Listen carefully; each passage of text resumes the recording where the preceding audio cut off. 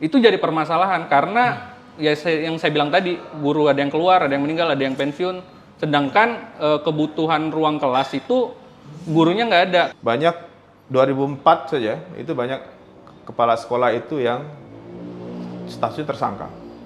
Dibuatin undang-undang gitu yang menyatakan bahwa kurikulum baru bisa berubah berapa tahun gitu, entah 10 tahun, 15 tahun.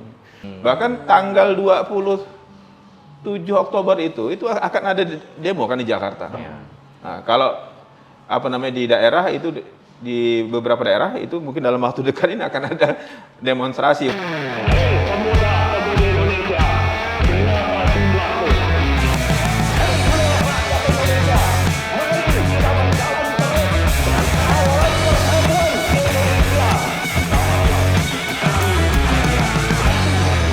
Tenang Pak, saya sudah di sini.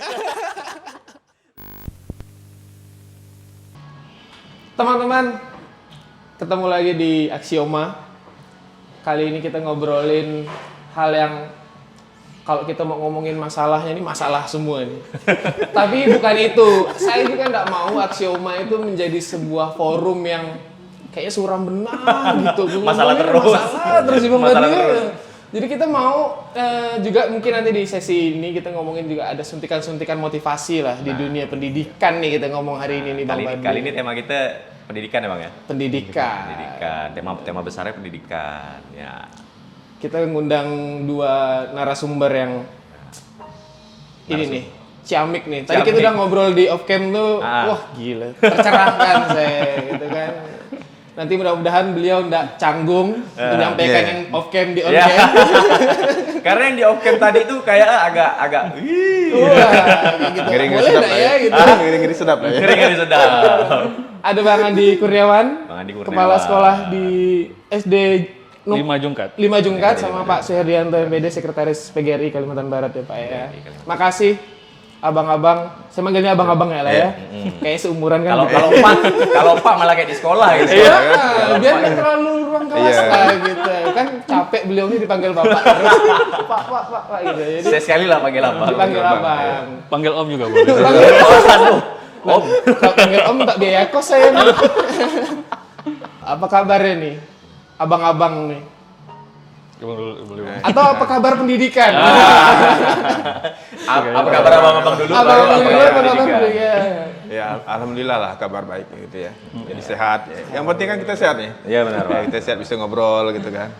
Walaupun ngobrolnya di warung kopi, ya paling enggak kita berharap obrolan kita itu bisa memberikan informasi yang edukatif lah kepada kawan-kawan di dunia nyata ya, bukan hanya di dunia maya gitu. Ya, Benar Bang, benar. Sehingga nanti apa yang ini juga menjadi salah satu referensi untuk kawan-kawan ketika beropini gitu kan. Nah, karena kan kita sebagai pendidik kan harus memberikan nilai positif.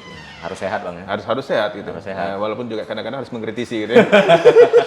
Nah, kalau Bang Andi nih atau Bang Jack lah manggilnya ya. Boleh. Bang Jack, oke. Nah, kabarnya gimana nih? Alhamdulillah sih sehat ya sekarang ya Bang ya. Sehat. Mungkin agak sedikit pusing dengan urusan administrasi lah. Biasalah kalau kepala sekolah gitu. Jawaban itu sebenarnya yang saya harapkan gitu kan. Jadi ya alhamdulillah sehat. Terima kasih juga Aksioma udah ngundang saya di sini. Sama-sama Bang. Jadi meneruskan lah nih apa kata Bang Tommy tadi. Nah, itu dia. Apa kabar pendidikan? Ketika pengajarnya udah sehat nih kan, sistemnya nih kita tanya. Benar. Gimana? Apa kabar pendidikan Kalimantan Barat lah, Karena abang-abang? paling tepat kita nanya pendidik, benar nggak? Benar lah. Nah, Iya. Kalau Bang Fadli nanya saya ini di sekolah pun nggak berprestasi amat. nggak pendidik benar gitu. Nggak terdidik benar gitu kan. Gimana kalau kita mulai dari Bang inilah sebagai seorang guru kan, Bang Andi kan? Kalau ngomongin soal pendidikan ya, kalau secara umum gitu sebenarnya kalau untuk guru, untuk kepala sekolah, kita kan sekarang berada di masa transisi perubahan kurikulum. Bukan perubahan sih sebenarnya, karena statement Pak Menteri sendiri itu kurikulum nggak berubah gitu. Cuma ada pendekatan pembelajaran mendalam sekarang. Atau bahasa lainnya itu pendekatan deep learning. Kalibrasi. Bisa dibilang kayak gitu Bang. Jadi ya penyesuaian. Jadi ada beberapa hal yang mungkin baru bagi kami sebagai guru, sebagai kepala sekolah untuk diterapkan atau diimplementasikan di sekolah gitu. Kemudian banyak sekali sebenarnya hal-hal menarik, terutama sekarang ada yang namanya coding dan AI kan. Ya. Jadi ya itu kita itu belajar baru lagi, belajar hal yang baru lagi tentang itu. Penyesuaian. Jadi ya itulah, kalau dibilang pusing mungkin nggak, kita lebih menikmati aja sih sekarang prosesnya. Kedepannya itu kayak gimana ya nanti mungkin mudah-mudahan aja bisa tersampaikan dengan baik ke anak-anak murid nanti. Kalau dari abang selaku apa ya, payung lah, PGRI kan, Penampung Payung aspirasi besar, ya. guru-guru. Iya. Rumah guru Indonesia. Rumah guru Indonesia. Jadi kalau kita melihat dari sisi organisasi memang banyak hal ya sebetulnya yang hari ini menjadi headline kita di dunia pendidikan gitu. ya. Bukan hanya bicara tentang kurikulum gitu, tapi banyak hal yang memang hari ini menjadi concern kita, mungkin itu menjadi isu nasional.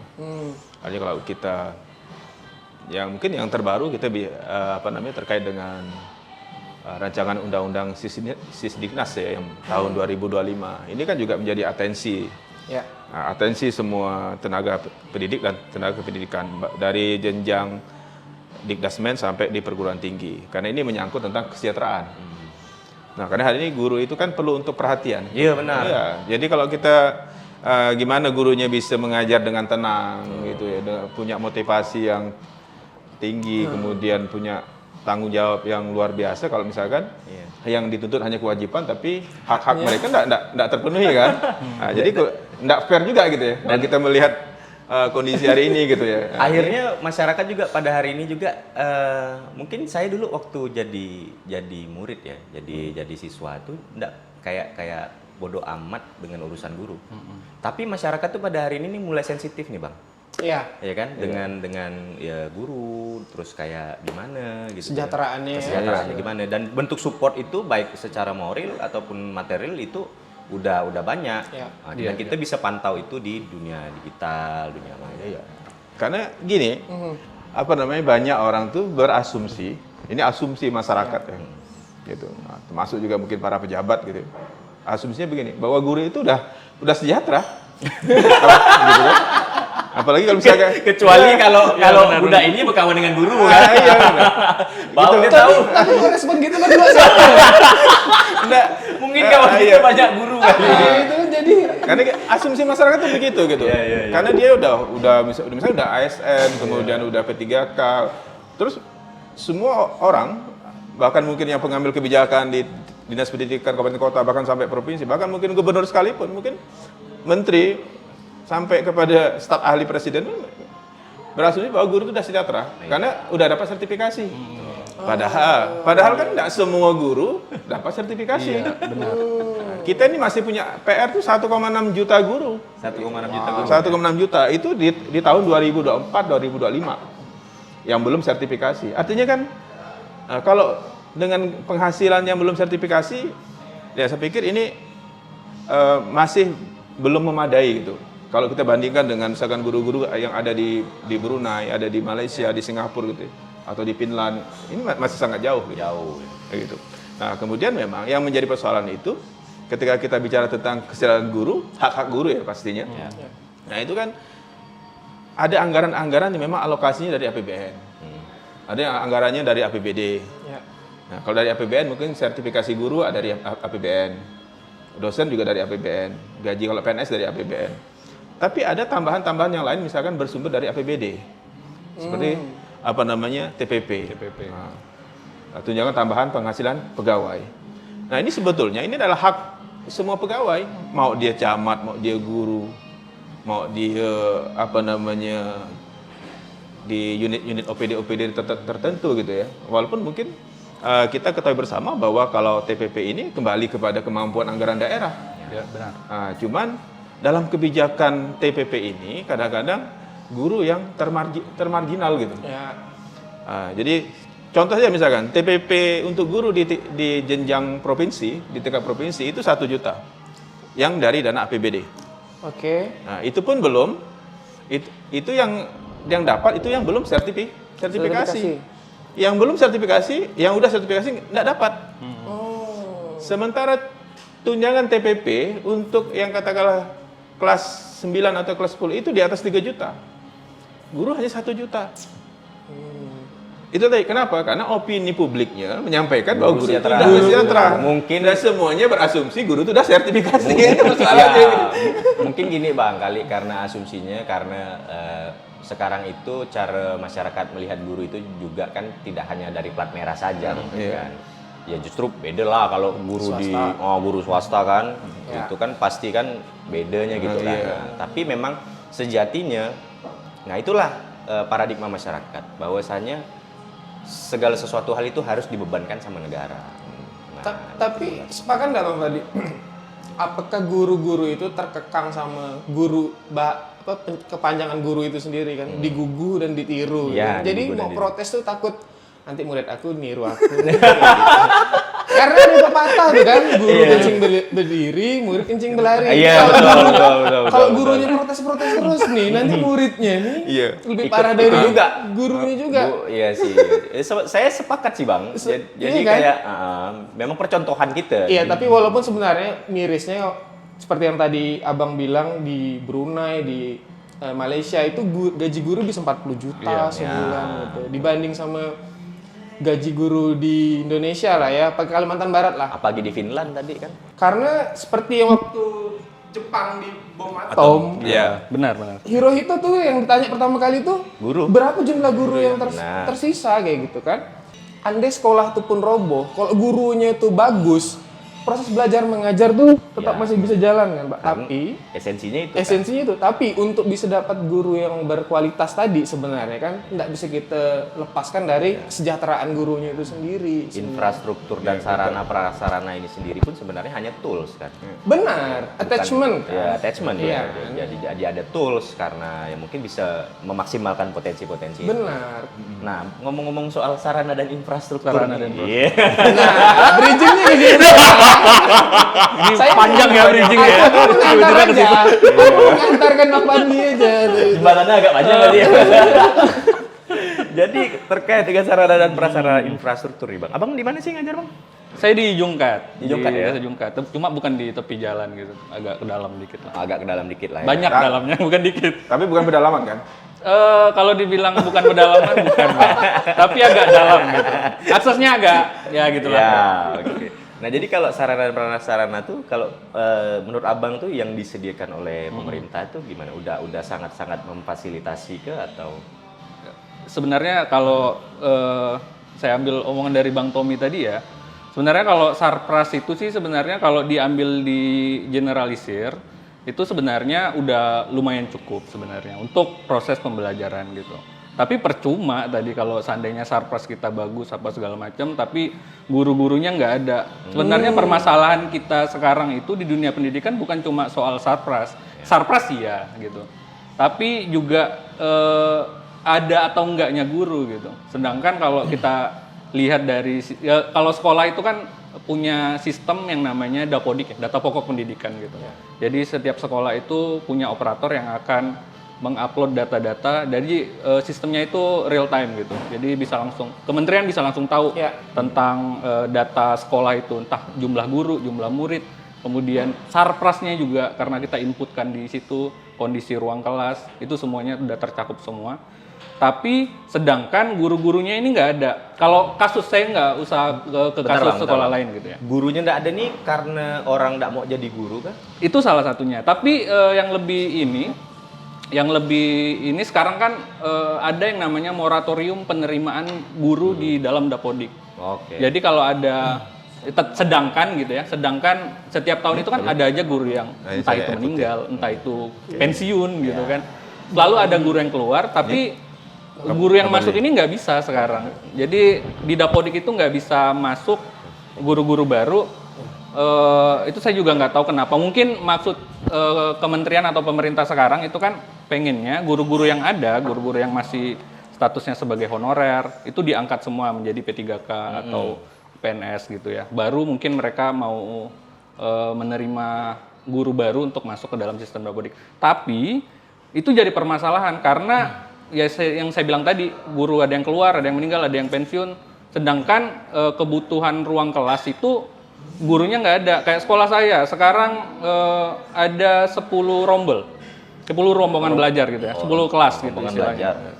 Sedangkan guru yang tersedia itu cuma 10, itu termasuk saya loh. Saya sebagai kepala sekolah harusnya nggak ngajar lagi. Multitasking jadi. Iya, Saya harusnya harusnya kepala juga. sekolah ngurusin administrasi Iya, doang ngurusin kan. administrasi. Karena kalau beda antara SD sama SMP ya.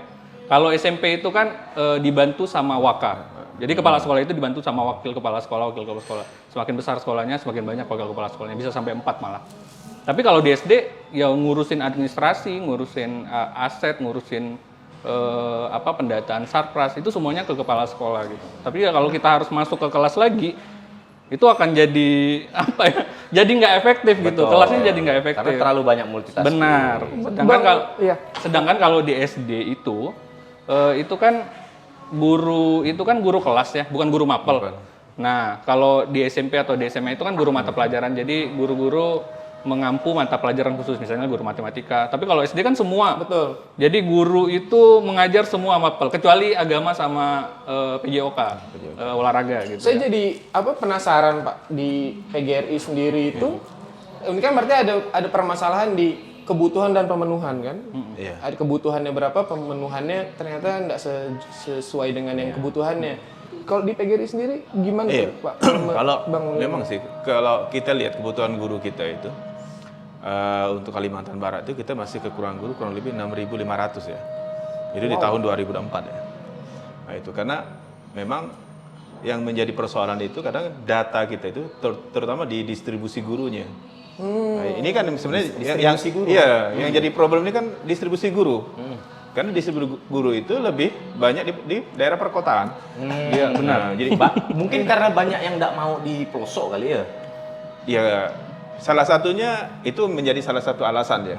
Salah satu faktor yang memang membuat kenapa guru itu lebih banyak di kota, karena yang pertama di kota itu dari segi sarpras, akses lain pendidikan itu kan lebih mumpuni ya, lebih bagus lah dibandingkan kalau misalkan di daerah dalaman gitu. Tapi tidak semua titik lokus satuan pendidikan itu yang memang termarginalkan gitu. Ada beberapa yang memang bagus.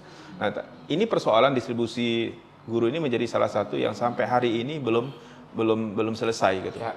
Nah, itu salah satu yang jadi problem. Nah, kemudian yang kedua, memang tadi kebijakan daripada pemerintah untuk moratorium tadi. Moratorium sekolah tidak boleh dari semua jenjang SD, SMP sampai SMA itu mengangkat guru honor. Walaupun guru honor ini katakanlah dibebankan anggarannya dari bos daerah atau katakan bos sekolah, tidak boleh sekarang. Nah, Itu semenjak 2025. Oh, semenjak Pak Prabowo ya. Iya. Ya sebetulnya rancangan Juknis itu dari 2024. Dari Cuman implementasinya di tahun Implementasinya di tahun 2025 gitu. Senada tadi yang disampaikan oleh Bang Jack tadi, bahwa memang ini harapannya adalah guru yang udah masuk data Dapodik ini masuk ke dalam guru P3K. Nah, cuman hari ini kita kan dihadapkan pada persoalan yang baru. Ya. Ketika ada wacana, bahkan bukan wacana, ini Juknis sedang dibahas dan ya mungkin dalam waktu dekat ini menjadi sebuah kebijakan. Apa itu? Karena udah ini udah memprediksi Bang ya. Guru P3K paruh waktu. Wah. Kalau yang kemarin guru P3K itu ada dalam undang-undang ASN dan benar. P3K. Nah, ini nanti ada yang namanya guru paruh waktu. Jadi Kita bisa bayangkan Bang, guru paruh waktu itu sama kayak kita kerja di Alfamart jadi part-time gitu gitu ya. ya. Jadi part-time gitu. Ah. Nah, artinya kan kalau dari part-time artinya kan iya. Guru ini profesi yang vital gitu dalam indikator peningkatan sangat indeks pembangunan manusia kan. Tapi kenapa dia profesi guru itu kok bisa jadi guru paruh waktu? Ini yang kita juga semua sedang mengkritisi ini gitu. Bahkan tanggal 27 Oktober itu akan ada demo kan di Jakarta. Nah, kalau di daerah itu di beberapa daerah itu mungkin dalam waktu dekat ini akan ada demonstrasi, walaupun mungkin dari PGRI kita belum mengiyakan untuk turun membersamai itu kan, karena kita masih dalam proses mendiskusikan ini agar ini bisa ditinjau kembali gitu untuk paruh waktunya. Nah, kenapa kan kita udah ada payung hukum, Undang-Undang Guru dan ASN P3K tadi kan masuk di dalamnya. Kenapa harus paruh waktu? Kenapa tidak P3K gitu? Nah, ini kan menjadi problem gitu ya. Walaupun mungkin alasan dari argumentasinya ya ini nanti akan menjadi beban daerah gitu. Nah, karena memang pemerintah pusat seperti awal pembahasan Undang-Undang ASN P3K untuk guru P3K itu adalah anggarannya dari pusat. Tapi kenyataannya begitu implementasi Dilemparkan ke APBD. dilemparkan ke APBD. Nah, ini menjadi problem. Nah, ini Kayaknya dari dulu gitu terus lah. Iya. Dari dulu gitu Nah, terus gitu ya. ini isunya yang lagi saya seksi ini kan yang guru paruh waktu. Iya. Nah, Dan kita pun udah punya bayang-bayang Iya. sendiri tuh Bang ya. iya. Dan bayangkan apabila memang itu sampai terjadi, bagaimana akses pendidikan di pedesaan yang di ini, kalau mereka juga ditawarin hal serupa untuk jadi guru paruh waktu gitu kan, maksudnya ya separuh waktu dia berkebun, memanen sawit, habis itu nanti dia ini lagi kan, jadi apa bedanya kan gitu kan? Iya. Maka tadi yang memang perlu kita pahami bersama gitu, banyak ya guru-guru kita yang honor itu yang memang hanya dibayar 300.000 per bulan. Lah itu real. Itu real di lapangan. Real ya. Itu 300.000 Wak. 300.000. Artinya 300.000 itu kalau kita punya anak sekarang uang jajannya lah. Pun 300, kalau 10.000 satu hari 300.000. Gitu. Saya pikir itu cuma apa ya? Kayak cerita kayak gitu, hiperbolanya media biar Real time. Enggak. wah. Jadi saya dulu sebelum menjadi dosen, saya pernah mengajar di satuan pendidikan. Ya memang waktu itu tahun 2007 ya, itu 200.000. Bahkan sampai sekarang ya sekitar 300, kalaupun naik 500.000 kali, Iya. ya, Bang Jack ya. Kalau Itu pun guru- tergantung ke ini bosnya. Iya. Nah, bosnya. Kalau bosnya dan itu dibayarkan 3 bulan sekali gitu. Maka saya kadang bertanya-tanya kepada opini publik yang mengatakan guru udah sejahtera itu ya fakta yang mana gitu. Mungkin guru di Finlandia, guru di Inggris, Bukan di Konoha ya. bukan di Konoha gitu kan. Jadi kalau ngomongin soal gaji guru sih sebenarnya memang faktanya memang kayak gitu sih Bang. Jadi kan kalau sekolah itu dana BOS itu ditransfer ke sekolah itu berdasarkan jumlah murid. Ya oke kalau sekolah dengan murid 200, 300, 500 sekolah akan bisa memenuhi kebutuhan kebutuhan untuk penggajian guru apa segala macam. Tapi kalau bagaimana dengan sekolah-sekolah kecil gitu yang di desa? Kalau saya dulu sebelum di sini kan di Jumkat gitu kan saya dulu di Sadanyang yang masih di Mempawah juga. Salah satu kecamatan di Sadanyang. Itu murid satu sekolah itu cuma 30 lebih gitu. Nggak nyampe 40 satu sekolah. Artinya dana BOS yang diterima oleh sekolah juga sedikit. Sedangkan akan kebutuhan untuk kayak pengadministrasian apa segala macam itu tetap sama antara sekolah satu sama sekolah lainnya. Jadi ujung-ujungnya masalahnya ketika saya di sana itu kemarin guru-gurunya nggak ada. Nah tetap harus mencari guru honorer kan. Tapi sekarang sih kemarin saya tanyain sama teman-teman di sana itu udah diangkat ke P3K sih guru yang terakhir. Ada beberapa. Iya ada beberapa. Tapi dulu waktu saya masih di sana itu guru itu bahkan digaji 100.000 per bulan. Bahkan untuk uang lebih kecil bensinnya aja itu nggak cukup. Per bulan loh. Per bulan. Dan benar kata Bang Swer tadi kalau sistem penggajian itu malah 3 bulan sekali. Karena dulu kan bos cair itu kan 3 bulan. Iya. Sekarang udah malah 6 bulan sekali sekarang. Sekarang udah per semester. Dengar abang-abang ngomong nih, kayaknya banyak dosa aku dengan guru aku dulu nih ya. Tapi tuh kalau kita ngomongin ini kayaknya orang yang nonton nggak ada mau jadi guru nih. Iya. Kita coba suntik. Kita coba suntik optimisme. Coba Lain loh ya. Gitu. Kalau kita ngomong ini kayaknya Tapi kan kemarin ada yang bilang kalau guru itu pekerjaan yang mulia gitu nah ya. itu akhirnya ada ebumisme itu tuh kayak penglembutan istilah gitu. Tapi ini ya, jangan di-framing guru itu beban negara ya. Ya. Nah, itu ya, Bang, itu ya.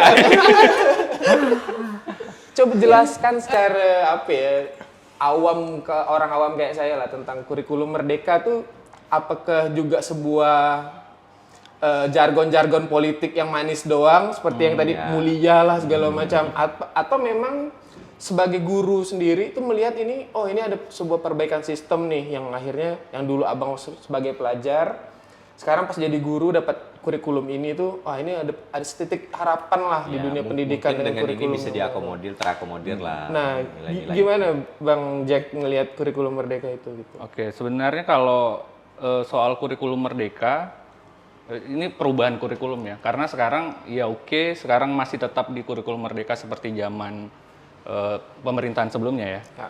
Masih sama, nggak ada perubahan. Seperti yang saya bilang tadi, nggak ada perubahan kurikulum. Kurikulum masih tetap sama, yaitu kurikulum Merdeka. Tapi ada yang namanya sekarang itu deep learning atau pembelajaran mendalam gitu. Itu cuma proses pendekatan. Kalau untuk perbaikan sistem apakah lebih baik dari yang kemarin? Ya tentu harapan kita lebih baik. Dan tentu maksud dari kementerian meluncurkan pendekatan pembelajaran mendalam itu kan tentu dengan maksud yang sangat baik gitu ya. Tapi implementasinya sekarang sebenarnya guru dibuat repot juga sih. Karena belum aja, istilahnya kita kalau bahasa ininya belum hatam bang istilahnya, belum hatam sama kurikulum yang lama gitu ya. Tiba-tiba disuruh baca kitab yang baru nih. Gitu. Jadi kalau di pemerintahan yang lalu itu malah kurikulum itu berubah beberapa kali gitu. Kurikulum darurat waktu zaman kita COVID-19 ya. Nah, terus berubah jadi kurikulum Merdeka.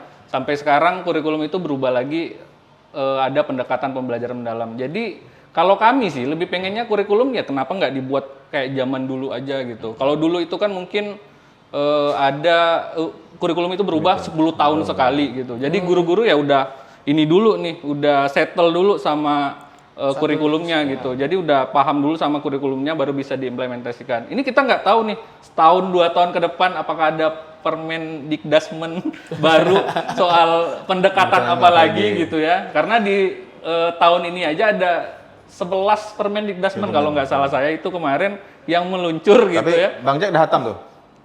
Dikit-dikit mungkin karena dipaksa sebenarnya, bukan soal ini. Jadi harus learning by doing. Iya, benar.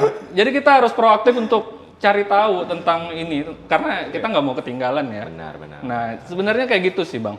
Kalau untuk dari perspektif guru ya kalau dari saya. Nggak tahu kalau dari kampus gitu. Belum lagi sekarang itu kan kayak kualitas pengajar itu kan harus diutamakan lah dalam hal itu juga ya dalam zaman sekarang modern ini kan digitalisasi itu kan penting. Nah, abang nih sebagai orang PGRI lah ya yang katanya memang rumah guru terus nampung banyak aspirasi dari guru tuh. Nah, guru-guru ini terkendala nggak sih bang terkait dengan digitalisasi sekarang? Nah, kalau untuk digitalisasi itu memang keharusan ya kalau sekarang ya. Nah, karena semuanya udah serba digital ya, udah serba teknologi ya. Betul. Nah, termasuk apa namanya ketika dibanding zaman kita sekolah dulu lah. Ketika zaman abang sekolah dulu lah, zaman gitu kan kita beda 10 tahun. itu nggak ada tuh. Itu nggak ada digital. Nggak ada digital masalahnya. Pelajaran mau baca buku ya pakai ini. Ya buku aja masih 1-2 lah buku kan. Nah, terkait dengan itu ya tentunya kita kalau awal mulanya digitalisasi ini kan ketika COVID-19. Ketika kita dipaksa kan. Dipaksa untuk tidak berinteraksi. Dipaksa untuk tidak berinteraksi dan harus pembelajaran tidak boleh berhenti. Iya kan? Nah, itu kan dari arahan yang Ketua Umum PGRI kan begitu. Jadi apapun kondisinya pembelajaran tidak boleh berhenti. Kalau berhenti berarti kiamat gitu kan. Nah, jadi memang sangat menjadi sebuah challenge ya untuk kita di dunia pendidikan, terutama para guru gitu. Terutama bagi kita di PGRI. Nah, karena bagaimanapun PGRI itu adalah sebagai rumah guru ya kita harus mensupport, memfasilitasi kawan-kawan. Nah, tentunya kalau dari segi organisasi kita udah lakukan itu, perjenjang, artinya ada kegiatan-kegiatan yang memang untuk peningkatan kapasitas gurunya. Jadi seperti workshop, seminar, pelatihan segala macam ya memang kita lakukan. Walaupun mungkin untuk Kalimantan Barat belum merata di 14 kami kota, tapi paling tidak ada sudah semacam poin-poin kegiatan itu sudah kita sampaikan kepada para anggota kita. Nah, harapannya memang namanya guru kan ketika kita mau mengajar ya pasti kita harus belajar dulu. Dan doing tadi itu sebelum kan. kita ngajar anak murid kan. Kemudian belajar sepanjang hayat sebagai prinsip lah gitu. Jangan belajar pas gurunya perlu tak ya, pandai, kan? gurunya tak pandai ngeprom, nak ajar budak ya. iya, benar. Gitu kan. Nah, itu terkait itu. Nah, kemudian memang yang menjadi PR bersama kita adalah ketika kita bicara tentang teknologi, kita mau digitalisasi, Betul. kan pasti akan timbul pertanyaan, Bang. Ya. Gitu kan? Apakah semua akses internet, jaringan Ya, itu ada di 14 Ya. kabupaten kota? Nah, kemudian kalau ada jaringan internet, apakah ada Listrik. listrik? Nah, ini kan juga Apalagi yang di pedalaman ya. Iya, Orang kan iya. lupa tuh ngomongin internet. Ah, Internet tuh butuh listrik. Iya, loh. betul. Iya kan? Listriknya ada enggak gitu Listriknya ya? belum terpenuhi, terus lompat ke internet, terus lompat ke AI. Itu lompatan yang drastis tuh. Jadi butuh cukupkan lo listriknya. Jadi kayak cerita Nabi kan. Tiba-tiba nih orang nggak ada listrik. Iya. Kita ajak ngomong AI. Apa tuh gitu kan? Jadi benda apa tuh AI gitu. Listriknya belum ada. Ada listrik, ada jaringan. Tapi ada enggak PC-nya? Ada enggak komputernya? Ada enggak perangkatnya gitu, Bang? Ada enggak laptopnya gitu kan? Nah, Iya, benar. ini apalagi sekarang misalkan kayak kan udah enggak ada lagi ujian nasional ya, tapi ada asesmen nasional ya. TKA, Bang. TKA Namanya sekarang. TKA Nah, sekarang. namanya TKA, Tes kemampuan tes akademik. akademik. Nah, itu kan menggunakan perangkat online. Nah, gitu kan. Nah, ini kan perlu untuk diberikan apa ya, semacam pendampingan lah. Apalagi sekolah-sekolah yang misalnya saya contohkan aja misalkan di daerah misalkan di daerah Siding kemudian ada kepala sekolah SMP itu memang ketika mereka mau asesmen tadi itu ya memang butuh waktu, butuh persiapan yang cukup panjang. Terutama untuk jaringan internetnya gitu ya. Nah, belum lagi yang perangkat lab komputernya.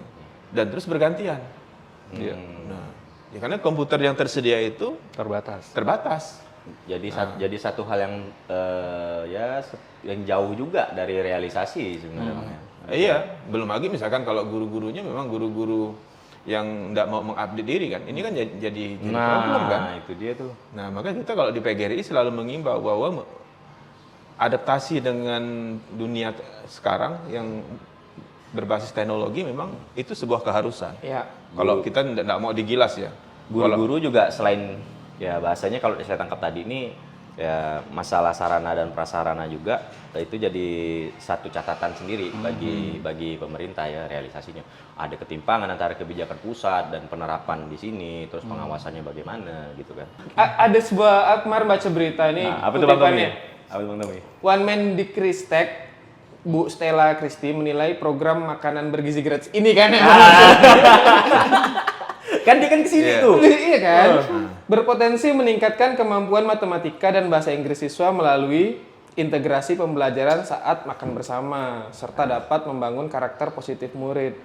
Selain itu, menurut Wamendikdasmen, ini beda kementerian. nih. Pak Fajar Riza, asupan gizi yang cukup dari program MBG dapat mempengaruhi motivasi belajar dan karakter positif siswa. Nah, gimana nih singkatnya menurut abang-abang berdua nih soal MBG? Kalau dulu MSG namanya itu kan. Makan siang gratis kan dulu sebelumnya. Oh iya. Iya, makan siang gratis. Sekarang udah berubah namanya. Kira monosodium glutamat. Iya, Sebenarnya kita nggak mau terlalu politikal juga kan Ya, ngomongin betul. ini. Tapi maksudnya itu nggak bisa dilepaskan juga. Yep. Akhirnya kan MBG itu karena sasarannya di sekolah-sekolah, siswa didik gitu kan. Nah, apalagi kita lihat berita hari ini banyak yang banyak kasus lah, nggak usah kita sebutin satu persatu lah. Nanti dikira podcast ini didompleng siapa atau siapa, tapi lebih ke concern gimana pendapat abang-abang tentang program itu Ya, tuh. kayak ini kita tanya secara pribadi lah ya maksudnya kan. Nah, enggak usah mewakili instansi. Lepaskan lo, Oke, enggak mewakili instansi. jadi- mewakili instansi pun enggak ada. Sebetulnya. Gitu. Jadi kalau kita lihat program makanan gizi Kreatif. Makanan bergizi gratis. makanan bergizi apa? Makanan bergizi. Makanan bergizi gratis gitu ya. Nah, kan ini kan salah satu daripada janji politik ya. Ya. Oh iya benar. Ini janji politik. Terus terang ya Bang. Ya, iya terus terang. Ini kan dari janji politis yang memang waktu kampanye Pak Prabowo salah satu programnya kan itu. Yo. Makan siang gratis kan. Iya. Walaupun pada saat debat capres dan cawapres itu begitu banyak yang pro dan kontra gitu. Bahkan sampai hari ini pelaksanaannya kan banyak pro dan kontra gitu ya. Ya, ada yang menganggap bahwa program ini terlalu prematur misalkan. Tapi ya tentunya ketika kita bicara tentang program yang sudah dibuat oleh kementerian yang dalam hal ini ada badan ad hoc yang dibuat, artinya Badan Gizi Nasional kan, itu kan badan lembaga baru ya, lembaga baru yang dibuat untuk peruntukannya memang tugas fungsi pokok tanggung jawabnya untuk mengelola program ini. Dan ini dari awal kampanye sampai menjadi sebuah nawacita daripada program Pak Prabowo, ya ini kita secara umum ya ini kita menyambut baik lah program ini karena Pasti diinisiasi dengan ide yang baik. Pasti ide yang baik. Kemudian pasti punya pemikiran yang baik. Setuju. Karena waktu ketika Pak Prabowo kampanye itu, salah satu yang disoroti itu adalah masalah stunting. Ya, itu Iya kan kan? sebenarnya Iya. tuh kayak masyarakat tuh Gitu kan. Rocky Gerung tuh urusin stunting, urusin iya. ibu-ibu yang hamil ini begini Nah, gitu, nutrisi. jadi stunting itu kan menjadi sebuah dasar pemikiran kenapa MBG ini menjadi salah satu program yang oleh tim ahli waktu itu, ya tim suksesnya. Bukan tim ahli gizi ya? Ya, bukan. Jadi tim ahli politik. Iya. Untuk menyusun itu. Jadi saya yang menjadi salah satu opsi pilihannya untuk mengurangi stunting yang ada di masyarakat di level yang paling bawah. Betul. Nah, itu adalah melalui program ini. Nah, itu latar belakang kemudian niat daripada program itu sendiri gitu.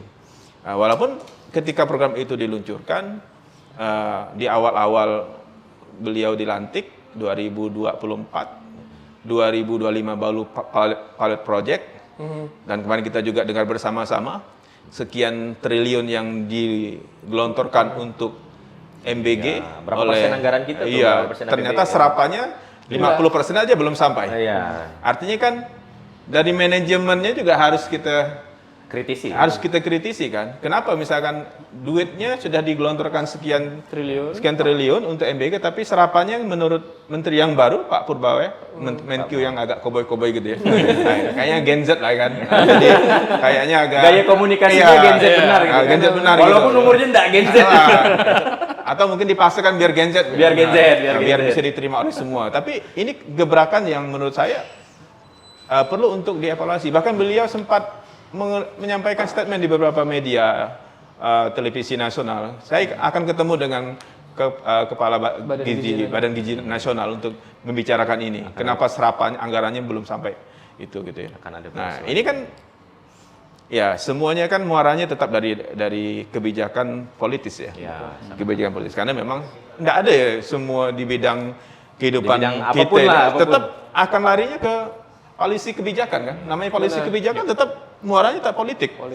Nah gitu. Nah ini tapi ya dengan dinamika yang sekarang misalkan kalau misalkan ada secara teknis ada yang tidak sesuai dengan ekspektasi, saya pikir wajar-wajar saja kalau misalkan masyarakat atau kita dari PGRI pun mengkritisi itu gitu. Tapi kan mengkritisi itu kan tujuannya untuk membangun. Iya, tujuannya kan untuk memberikan agar tetap on the track gitu. Jangan sampai nanti ada misalkan makanan yang basi gitu ya. Kemudian standar SOP-nya layanannya juga harus sesuai dengan standar yang sudah ditetapkan. Nah, ini kan sesuatu yang menurut saya cukup normatif. Jadi tidak perlu khawatir ketika kita menyampaikan itu. Karena kontrol itu perlu kan, pengawasan itu perlu. Sangat perlu. Sangat berbahaya ketika sebuah kebijakan, sebuah policy publik, tapi tidak ada kontrol. Betul. Nah, sekarang siapa yang kontrol? Kan tidak mungkin orang dari dalam yang mengontrol. Kan tentu eksternal kan. Nah, PGRI lah yang salah satu untuk pengawasan. Nah, jadi bukan kita oposisi bukan. Ya, tapi kita memang mengawasi itu kalau hal-hal yang perlu untuk kita kritisi kita sampaikan. Betul. Nah, kan kita negara hukum ya. Benar. Sesuai dengan pasal 28 kan diberikan kebebasan untuk itu. Jadi selama tidak nyangkut delik-delik hukum, saya pikir Senang saya ini tidak kayak gitu. ada masalah gitu ya. Kan saya sebagai orang awam ada memang landasan hukumnya. Dan Iya, memang gitu. MBG ini Bang Tommy, Ya. ternyata sekolah tuh berhak untuk menolak loh. Gitu. Iya. Nah, ini aku baru tahu Nah, juga. ternyata sekolah berhak untuk menolak loh. Di sekolah abang ada yang keracunan nggak? Kalau di sekolah saya kebetulan memang belum ya? MBG belum sampai ke sekolah alhamdulillah, saya. Saya alhamdulillah. juga nggak tahu kenapa belum sampai. Berarti belum ada yang keracunan gitu ya? Nah, cuma kalau dari cerita-cerita teman-teman lain, kalau saya kan di Mempawah ya.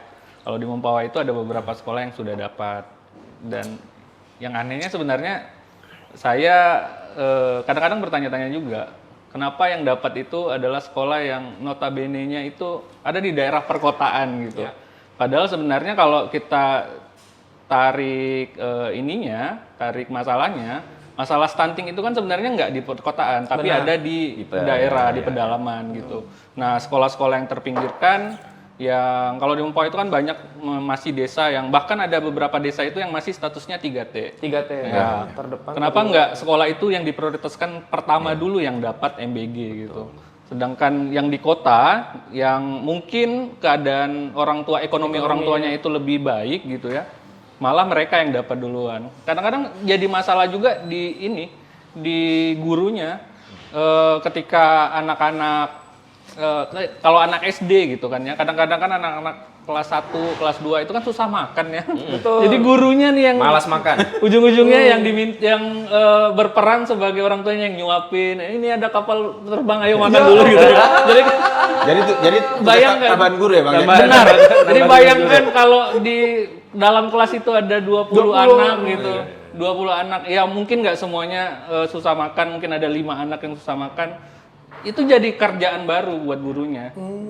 Dan ya kita kesampingan lah masalah polemik yang sekarang ada Tabasi apa segala macam. Nah, itu di luar inilah ya. Tapi yang jelas sebenarnya kalau saya pribadi bukan tidak suka sama program MBG. Karena ya balik lagi seperti kata Bang Suher tadi, program ini pasti niatnya bagus gitu ya. Gagasannya bagus. Nah, cuma implementasinya aja yang sebenarnya kalau dari saya itu perlu diperbaiki di beberapa titik gitu. Regulasi dan regulasinya. Perketat ini sih, karena kayak beberapa kasus yang kayak keracunan yang kita tahu, bahkan di Kubu Raya sendiri pun ada kemarin kan kita tangkap dari media sosial. Itu tuh saya rasa karena mungkin banyak faktor. Ya betul tadi kata Bang, perlu ada perbaikan di beberapa titik. Kayak mungkin dari produksinya, terus ke distribusinya. Nah, distribusinya tuh kan kita tahu tuh mungkin karena program MBG ini sendiri juga belum 1 tahun, ya kan, masih ya bahasa ada banyak yang bilang prematur apa segala macam kan, masih dalam tahap trial dan error lah kalau bahasanya ya. Mungkin pada saat pendistribusian itu bakteri-bakteri pada masuk, entah SOP-nya masih belum masih belum jadi lah. Kalau itu MBG satu hal. Ya, Kalau kita ngomong pendidikan kan juga ada sekolah rakyat, Bang Fadli. ada. Nah, itu di Kalimantan Barat sendiri, kata Bang Suher tadi sebelum kita nge-on cam ini, ternyata udah ada Bang Fadli di Kalimantan Barat kayak gitu. Itu di mana Bang tadi? Iya, kalau kita rancangannya itu kan ada di Kota Pontianak sama Ketapang ya, yang untuk sekolah rakyat itu. Apakah itu masih semacam prototipe atau apa gitu? Tapi yang jelas beberapa waktu yang lalu itu udah disampaikan, gitu ya. Walaupun mungkin gedungnya masih belum ya. Penampakannya gedungnya masih belum. Nah, memang sekolah rakyat ini kan memang sekolah yang memang salah satu untuk memutus mata rantai harapan putus sekolah tadi itu. Nah, iya kan. Kalau kita lihat memang ya sebetulnya kalau untuk memutus harapan sekolahnya biar harapan terusnya jadi turun, ya memang perlu untuk pembinaan, perhatian kepada sekolah-sekolah yang memang yang sudah ada gitu. Jadi sebetulnya sekolah rakyat itu hanya, kalau kita melihatnya itu hanya sebagai salah satu alternatif dari sekian banyak opsi yang sebetulnya masih secara bijak itu bisa menjadi solusi yang prioritas. Contoh misalkan di semua provinsi, misalnya di Kalimantan Barat, bahkan sampai di tingkat kabupaten, itu kan banyak sekolah-sekolah swasta. Ya. Banyak sekolah swasta yang memang yang sebelum ada sekolah negeri atau sekolah rakyat ini, mereka udah berkontribusi terhadap dunia pendidikan. Banyak juga yang di informal kayak abang nih juga pernah di komunitas apa 1000 guru bang ya. Iya. Nah sektor informal juga banyak kawan-kawan. Iya, memang kolektif. itu tadi. Maka tadi kalau misalkan kita lihat tujuannya misalkan untuk memberikan akses pendidikan kepada masyarakat, ya saya pikir perlu juga menjadi bahan pertimbangan. Sekolah-sekolah swasta yang ada di kabupaten di tingkat untuk jenjang SMA SMK di tingkat provinsi itu juga harus diperhatikan. Karena bagaimanapun juga daya tampung sekolah negeri itu tidak akan mampu untuk melayani semua masyarakat generasi muda yang memang masuk pada satu jenjang sekolah baik itu dari SD, SMP maupun SMA. Contoh aja misalkan kita SMA. Apakah semua masyarakat Kalimantan Barat bisa masuk di sekolah negeri? Tidak bisa. Betul. Nah, tetap ada yang masuk di swasta. Bahkan di kota Pondok sendiri, swasta itu kayak Petrus, Mujahidin, Top tier lah. yang top Al-Azhar. Al-Azhar itu kan Bawah main. nah, itu kan luar biasa gitu. Ini udah habis kemarin. SMA 2. Promosi sekolah. Nah jadi ya sebetulnya kita juga meminta perhatian masyarakat juga. Karena bagaimanapun sekolah swasta ini perlu juga suntikan, walaupun kemarin dari Pak Gub kita apresiasi lah dengan kebijakan Pak Gubernur kemarin kan, dengan bahwa sekolah swasta akan dibantu dana BOS sesuai dengan kriteria yang ada. Nah, itu kan sebetulnya terobosan baru dengan gubernur yang baru ya. Terlepas dari tadi sekolah rakyat tadi. Tapi saya pikir Pak Gubernur sudah punya pemikiran yang luar biasa ketika ide kita sampaikan kepada Pak Gub. Kawan-kawan menyampaikan, oh ini sekolah swasta ini perlu sentuhan gitu. Nah, kenapa tidak misalkan anggaran APBN juga menyentuh sekolah swasta yang ada di tingkat provinsi maupun di tingkat kabupaten untuk jenjang SD maupun SMA? Perlu disokong juga. Iya, harusnya perlu disokong juga. Jadi tanggung jawab pendidikan itu kan tanggung jawabnya masyarakat, tanggung jawabnya pemerintah. Nah, jadi bukan hanya satu sisi. Bukan hanya satu sisi gitu. Dan tidak boleh ada dikotomi antara sekolah negeri dan swasta kan? Karena sejatinya sebenarnya sekolah swasta itu sebenarnya mitra, Bang, mitra pemerintah. Iya, Karena dengan adanya sekolah-sekolah swasta, pemerintah tidak mengeluarkan banyak anggaran untuk anak-anak yang sekolah di sekolah negeri. Sekolah negeri itu kan kenapa gratis ya? Karena ya istilahnya subsidi pemerintah gitu kan. Nah, di sekolah-sekolah swasta itu kayak membantu mereka untuk kalau ada misalnya 1 juta anak yang mau sekolah, ada 900.000 anak di sekolah negeri, 100.000-nya di sekolah swasta gitu kan. Artinya pemerintah penghematan anggaran untuk 100.000 anak ini gitu. Jadi ya mereka harusnya menjadikan sekolah swasta ini sebagai mitra gitu. Posisinya ya. Iya, posisinya. Bukan kompetitor. Bukan ya? kompetitor ya, benar, Bang. Kompetitor gitu. Terlepas itu semua kan, jadi sebenarnya pilihan itu juga kan berdasarkan dari keadaan ekonomi keluarga masing-masing. Yep. Terus kayak ya faktor sosial juga pengaruh. Nah, saya mau nanya spesifik nih sama Bang Andi nih, Bang Jack nih. Abang kan berkegiatan juga di komunitas setahu saya ya, gitu Iya, kan, yang melalui pendidikan yang informal. Dengan kawan-kawan yang ada di 1000 guru itu kan sedikit banyaknya kan abang udah jalan ke Kalimantan Barat nih udah keliling belum bang? Udah hampir berapa kabupaten ya? Kabupaten ya. Enggak semua tapi udah. Nah jadi kan abang juga bisa sedikit banyaknya kan ngasih tahu lah gimana sih ke masalah pendidikan kita hari ini nih hanya berdasarkan dari ekonomi keluarga atau program pemerintah nah kan abang kan yang paling sering jalan ke daerah-daerah nih. Mungkin abang bisa kasih kita inilah.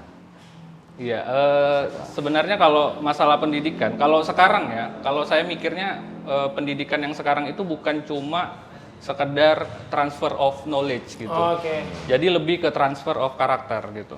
Jadi penting kenapa gurunya yang harus yang tadi disejahterakan ataupun dikasih pendidikan, Penataran kalau ya, zaman. dikasih pelatihan gitu ya. Disejahterakan ya, bukan dimanjakan ya. Benar Pak.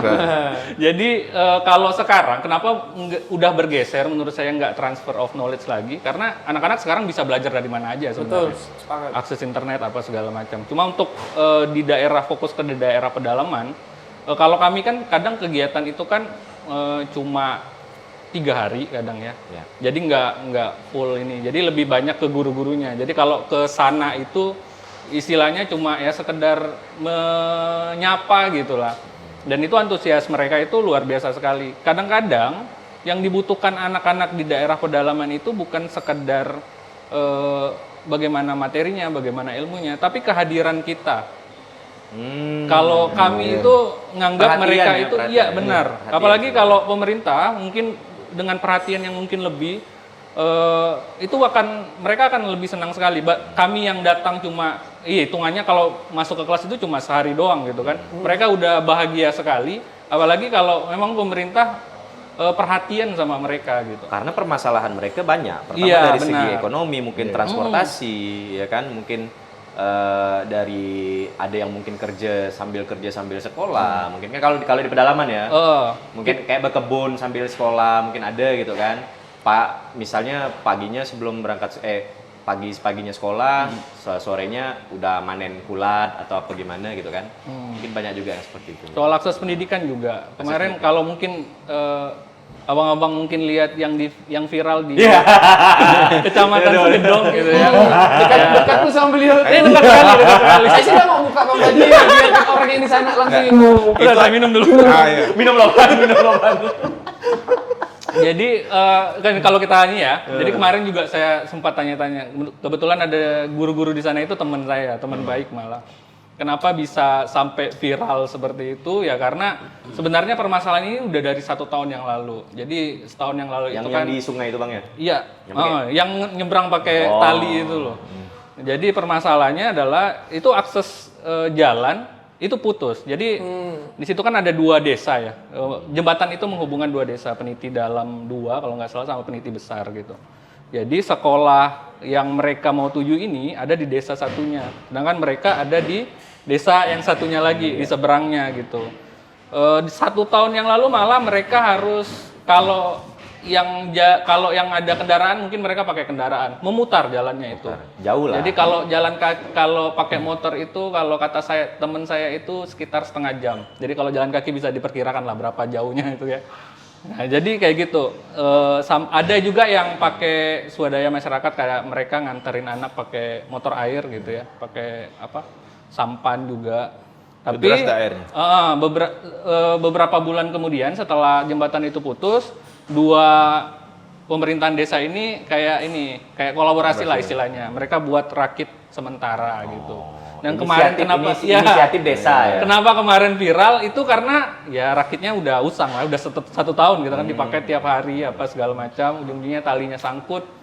Salah satu anak harus menyeberang dulu. Iya. Itu kayak pengorbanan ya untuk anak-anaknya. Menyeberang dulu. Itu bahaya loh itu. Iya. Bahaya. Tapi ya memang keadaannya kayak gitu sih. Tapi keadaan sekarang saya nggak tahu update-nya seperti apa. Dan saya yakin hal-hal seperti itu bukan hanya di satu daerah. Iya, Saya rasa ya hampir semua daerah kalau di pedalaman itu pernah kalau kami dulu ada kegiatan itu anak-anak itu berangkat sekolah dari jam 5 pagi, jam 5 subuh. Jalan kaki ya. Karena nggak ada akses sama sekali kan. Di sana kendaraan juga khusus istilahnya kendaraan juga nggak ada gitu. Kalaupun ada kendaraan, ya jalannya itu mereka lewat-lewat hutan gitu. Bang Fadli dan abang-abang yang lain, saya ini kan kebetulan kita lompat nih topiknya nih. Saya ini kan kebetulan punya concern lebih Pak di bahasa daerah. Dan saya beberapa kali diundang sama Balai Bahasa ikut disuruh melestarikan bahasa daerah gitu. Nah, saya pengen tahu nih. Di PGRI sendiri itu sekarang udah ada enggak sih Pak kayak entah jurusan atau prodi atau apapun lah mata kuliah doang gitu yang fokus di bahasa daerah kayak gitu. Udah ada belum Pak? Kalau kita untuk di bahasa daerah tuh belum ya. Oh. Nah, cuman memang kalau di bahasa daerah itu lebih kalau di kampus itu lebih kepada untuk riset sebetulnya. Untuk riset teman-teman di bahasa Indonesia. Nah, jadi misalkan kalau contoh gimana kan ada mahasiswa yang meneliti tentang bahasa Dayak Kanayan. Nah, kemudian bagaimana implementasinya dalam pengucapan sehari-hari, kemudian dampaknya kepada komunikasi masyarakat setempat. Jadi kan fokusnya di riset. Nah, di riset. Tapi kalau untuk mata kuliahnya kita belum. Tapi kalau di tingkat SD ada beberapa memang yang memang muatan lokal ya. Kalau di SD itu, Ada- kalau di Masih ada Kemulok? Permendikdasmen yang baru itu, yang terakhir ya, Iya. yang terakhir keluar itu, bahasa daerah itu jadi mata pelajaran pilihan, mapel pilihan. Mapel pilihan. Iya. Justru bahasa Inggris diwajibkan. Nah, Padahal belum tentu semua orang daerah bisa ke Inggris. padahal nih kita mimpi pun tuh nggak mungkin pakai bahasa Inggris, Bang. Iya benar Kak, ya mimpi ya tapi bisa pakai bahasa Inggris. Pernah nggak aku mimpi bahasa Inggris ya? Tolonglah abang-abang suntik motivasi buat yang karena kayaknya Di awal kita udah kayak waduh. iya kan. Nah, tolonglah gimana caranya biar anak muda yang nonton ini nih tetap antusias Pengen jadi guru. pengen jadi guru. Gitu ya. Oh, iya. Ya, karena kayaknya jadi guru ini udah bukan profesi yang Yang seksi gitu. Orang masuk ke jurusan yang kayaknya IT. Ya, yang lebih ya komersil lah tujuannya Betul. tidak mulio. Padahal menurut saya, Bang, guru tuh sebuah profesi yang termasuk orang-orang yang tercerahkan karena dia rela menimba ilmu. Ketika ilmu itu didapat, dia bagikan. Iya, sebenarnya kalau banyak kalau kita ngomongin soal pendidikan, permasalahannya banyak. Tapi bahagianya juga banyak sih sebenarnya. Nah, Karena ya itu, ketika kita di sekolah itu, kadang-kadang kalau ketemu anak-anak itu lupa semua masalah di rumah tuh. Jadi kayak datang sama anak-anak, kita juga bukan cuma jadi guru kan. Tapi apalagi kalau di SD kan. Kalau di SD itu udah jadi kayak orang tua mereka gitu. Untuk anak-anak kelas 1, kelas 2 itu kan masih apa-apa itu masih dibantu gitu lah ya. Nah, jadi kadang kebahagiaan itu dari situ juga. Tapi kenapa untuk teman-teman kenapa harus jadi guru ya? Jadi guru itu menyenangkan sebenarnya. Kalau kita cari kerjaan lain yang mungkin di kantor, kita akan berurusan dengan dokumen-dokumen. Ini kita akan berurusan sama anak-anak gitu. Anak-anak yang mungkin nantinya ke depannya itu bakal kita lihat progresnya mereka kayak gimana. Jadi saya pernah ketemu murid dulu yang pernah saya ajar. Saya kan udah lama juga ya jadi guru. Mereka udah jadi orang gitu istilahnya, jadi sukses gitu. Dan itu akan jadi kebahagiaan tersendiri untuk kita. Mungkin Bang Suher juga punya mahasiswa-mahasiswa yang mungkin sekarang udah sukses gitu ya. Jadi itu akan jadi investasi yang bagus. Apalagi kalau kita lihat pendidikan ya sekarang, kalau kita kan berkaca pada Indonesia Emas 2045 gitu ya. Ya. Kalau untuk yang kita ngajar SD sama SMP sekarang, mungkin aja di 2045 mendatang itu mereka bakal berada di usia produktif mereka. Kalau di SMA ataupun sekarang sedang kuliah gitu, mereka bisa aja jadi calon pemimpin bangsa ke depannya gitu. Jadi ya jadi guru adalah sesuatu yang menurut saya seksi sekarang. Oh, justru hari inilah. Iya, hari ini Peaknya kalau ya, memang mau peak time-nya ya. ya. Inilah Jadi dia momennya. jadi guru hari ini. Jadi kita harus fokus kepada Indonesia Emas 2045, bukan Indonesia tambang emas 2045. Atau Indonesia cemas gitu. Indonesia cemas. Kalau dari Bang Suher? Yang jelas kalau guru itu kan profesi yang mulia ya. Ya, yang jelas tadi Mulio. kalau mulia. Jadi Mulia, Bang. penuh dengan pengabdian gitu ya. Pahlawan tanpa tanda jasa gitu kan. Tapi memang dari sekian banyak problem kemudian yang dihadapi oleh guru, termasuk opini-opini yang dibangun tanpa melihat fakta lapangannya, saya pikir hari ini guru masih mampu mempertahankan bahwa guru itu tetap menjadi pekerjaan yang layak untuk yang diperjuangkan gitu ya, yang lebih tinggi. Kenapa? Karena itu tadi salah satunya ketika kita menjadi guru itu kan ada sebuah kebahagiaan gitu ya. Ada sebuah kebahagiaan ketika kita melihat alumni-alumni yang pernah kita lahirkan, kemudian anak didik kita dulu ketika mereka udah sukses maupun yang tidak, mereka akan selalu mengingat kita gitu. Nah, dan kemudian berapa banyak siswa kita, mahasiswa kita akan mendoakan kita kan? Ya, Nah, itu kan tidak akan pernah didapatkan oleh profesi yang lain. betul.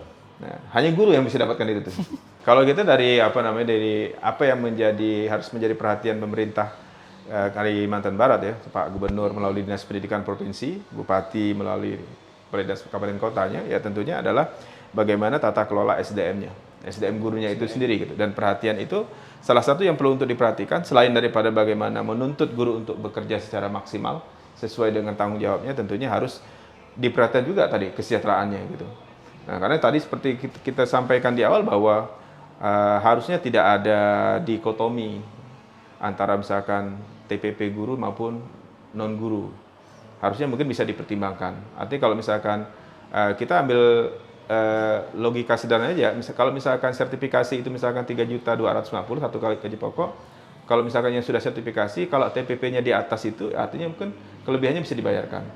Nah, tapi kan faktanya kan ternyata komitmen atau perhatian daripada pemerintah daerah itu belum ideal gitu ya. Nah, walaupun TPP itu bukan sebuah keharusan, karena itu tergantung kemampuan PAD daerahnya masing-masing. Maka 14 kabupaten kota itu bervariasi besaran TPP, termasuk yang di provinsi, termasuk juga ada di Indonesia. Itu yang pertama terkait dengan tata kelola SDM, kemudian perhatian kepada kesejahteraan. Kemudian yang kedua terkait dengan sistem kontribusi atau katakanlah yang sifatnya kepada menyentuh masyarakat penyelenggara sekolah swasta. Nah, karena bagaimanapun yang anak-anak yang sekolah di swasta itu juga adalah anak-anak bangsa, anak-anak Kalimantan Barat. Betul. Artinya kan dia bukan, jadi anak-anak Kalimantan Barat ini bukan hanya anak-anak sekolah di sekolah negeri, Bang. Betul. Jadi tadi saya sepakat sama Bang ini mitra. Jadi harusnya memang perhatiannya sama gitu. Ya, walaupun mungkin sekarang yang baru menjadi perhatian atensi dari Pak Gubernur itu adalah terkait dengan dana BOS daerah yang memang ada sekolah-sekolah yang sesuai dengan kriteria yang ditentukan oleh dinas provinsi. Dan ini sudah berjalan gitu. Tapi ke depan kita berharap ini lebih ditingkatkan lagi terkait dengan peran serta perhatian pemerintah daerah kepada sekolah-sekolah swasta. Karena yang sekolah swasta juga mendidik anak-anak bangsa juga, anak-anak Kalimantan Barat juga. Dan kita tidak tahu dari sekian banyak yang masuk di sekolah swasta, mungkin 10 atau 20 tahun ke depan menjadi pemimpin, jadi gubernur, jadi yang lain sebagainya gitu ya. Nah, kemudian yang terakhir, harapan besar kami adalah kepada Pak Gubernur, Dinas Pendidikan Provinsi yang sekarang mungkin pejabat baru gitu ya. Nah, harapannya adalah keseriusan dalam memberikan perlindungan kepada guru. Oh iya. Ya, terutama dalam tadi misalkan persoalan dana BOS. Karena sekarang banyak 2004 saja itu banyak kepala sekolah itu yang statusnya tersangka. Ya, karena tata kelola dana BOS itu sendiri gitu, karena juknis dan sebagainya. Dan ini memang perlu untuk intens untuk pendampingan misalnya dalam pelaporan dana BOS, kemudian memang tidak hanya dalam bentuk edaran saja gitu, tapi perlu juga untuk secara teknis mereka juga untuk didampingi agar kepala sekolah ini kan guru, bukan orang sarjana hukum. Ya. Benar. Ya, bukan orang hukum, bukan pengajar, bukan audit, bukan akuntan. Ya, tapi dipaksa untuk jadi bendahara, menjadi akuntan, jadi sarjana hukum. Jadi sarjana hukum. Gitu. Dan itu sangat repot. Itu nambah pekerjaan. Nah, ini harapan besar ke depan. Semoga nanti 2026 dan seterusnya mungkin kita tidak lagi mendengar ada kepala sekolah yang ditahan oleh jaksa, oleh polisi hanya karena tata kelola pelaporan dan sebagainya yang mungkin maladministrasi atau lain sebagainya gitu. Tapi kalau mungkin benar-benar itu misalkan penyalahan wewenang, ya itu harus memang dilakukan ya semacam pembinaan gitu ya, atau pendampingan hukum ya, tidak hanya oleh organisasi, oleh PGRI, tapi juga oleh di dinas juga, itu juga harus punya perhatian juga. Betul. Gitu. Karena bagaimanapun juga itu kan dana itu kan juga muaranya adalah dana dari APBN maupun dari APBD. Mungkin itu sih harapannya Bang ke depan. Bang Jack, kepala sekolah tadi disebut-sebut tuh. Kalau saya sih cuma kelompok rentan. Kelompok rentan tertangkap gitu. Satu kakinya udah di sana. Kalau saya sih cuma satu sih. Pengennya punya kurikulum yang benar-benar Sustain panjang. Panjang. Kalau perlu dibuatin undang-undang gitu yang menyatakan bahwa kurikulum baru bisa berubah berapa tahun gitu, entah 10 tahun, 15 tahun. Jadi biar kami para guru, orang-orang yang bertemu langsung sama anak-anak di kelas gitu. Iya, benar. Bisa mempelajari apa yang harus kami ajarkan gitu. Jadi nggak tahun ini kami belajar gitu, tahun depan mungkin bisa kami sampaikan. Jadi nggak tahun ini kami belajar, tahun depan kami belajar lagi, tahun depan kami belajar terus nggak akan ada habisnya. Kapan ngajarnya? Benar, gitu. Jadi pengennya punya kurikulum yang bisa panjang gitu, nggak berubah-ubah. Itu aja sih kalau saya. Bang Fadli, Ya, Bang Tommy. Sudah 1 jam 4 menit kita ngobrol. Sebenarnya kurang. Banyak sekali isu-isu yang sebenarnya Banyak. kita lewatkan tadi. Tapi bukan berarti kita menganggap itu tidak penting, tapi memang banyak pertemuan lain yang akan mungkin kita lakukan nanti mungkin sama Bang Ser dan Bang Jack lagi kayak Dan gitu. bahas pendidikan kita kayaknya nggak cuma ini. Iya, saya tadi masih ada kayak SMA sama SMK tuh bagusan. Itu juga Ah, belum kita banyak bahas pertanyaan kayak gitu gitu masih kan. banyak kita. Tapi forum ini sengaja ndak kita bikin sebuah kesimpulan Iya. karena memang masalahnya masih terjadi. Ya. Kalau masalahnya kita simpulkan artinya kan Selesai. masalahnya selesai. Iya. Tapi nyatanya kan masalahnya masih terjadi sampai hari ini. Jadi biarkan teman-teman yang nonton itu meresap, absorbnya di kepalanya masing-masing dan mengolahnya informasi yang kita sajikan ini. Kalau dariku itu Bang Fadli, gimana? Dari aku sih pendidikan nih memang jadi isu yang menarik dan selalu ada gitu ya, Bang ya. Tapi harapan aku satu, secara pribadi semoga guru-guru nih disokong untuk benar-benar menjadi corong buat akal sehat. Oh, Bukan corong politik kepentingan, bukan corong ekonomi, bukan corong lain-lain, tapi memang betul-betul menjadi corong akal sehat. Dan doa saya menyertai para guru-guru, amin. Amin. karena memang guru-guru adalah ujung tombak di dunia pendidikan. Closing statement, Bang Tommy. Kalau ini kok closing statement sih? Apa udah? Di closing ditutup. Oh, iya. Aku cuma mau bilang makasih aja. Udah bersedia. Ini hari Minggu loh. Oh iya, hari Minggu. Ini hari Minggu loh. Harusnya by the way. guru libur, Harusnya Pak. guru libur, tapi kita suruh kerja. Makasih Bang. Terima kasih sekali lagi buat Sama-sama. sama Bang Andi, Bang Jack ya. Mungkin kita ketemu di lain kesempatan.